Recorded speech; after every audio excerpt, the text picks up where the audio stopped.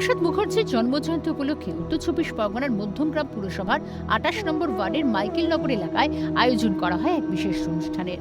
এদিন সেখানে ভারতের প্রখ্যাত শিক্ষাবিদ, রাজনীতিবিদ ও জনসংঘ প্রতিষ্ঠাতা ডক্টর শ্যামাপ্রসাদ মুখার্জির আবক্ষ মূর্তি আনুষ্ঠানিকভাবে উন্মোচন করা হয়।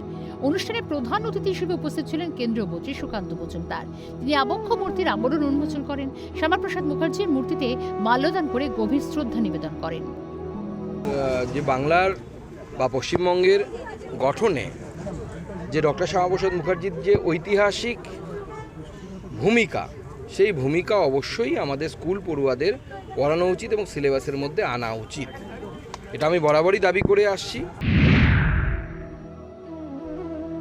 সোমবার শ্যামাপ্রসাদ মুখোপাধ্যায়ের 125তম জন্মবার্ষিকী অনুষ্ঠান শিলিগুড়ির শ্যামাপ্রসাদ স্কুলে অনুষ্ঠিত হয়। অনুষ্ঠানের প্রদীপ জ্বালিয়ে সূচনা করলেন রাজ্যের পর্যটন মন্ত্রী শঙ্কর ঘোষ। রাজ্যে পালাবদলের পরেই প্রথম শ্যামাপ্রসাদ মুখোপাধ্যায় নামাঙ্কিত এই স্কুলে তার জন্মদিন পালিত হচ্ছে। অনুষ্ঠানে এসে স্বভাবতই আবেগপ্রবণ হয়ে পড়েন মন্ত্রী। বক্তব্য রাখতে গিয়ে রীতিমতো স্মৃতিমেদুর হয়ে পড়লেন মন্ত্রী। পশ্চিমবঙ্গের মানুষ নিজেকে ভারতীয় হিসাবে পরিচয় দিতে পারে, তার ইতিহাসকে যারা এতদিন চেষ্টা করেছেন পর্দার আড়ালে রাখবার, কার্পেটের নিচে লুকিয়ে রাখবার, কিন্তু সত্য তো সত্যই হয়।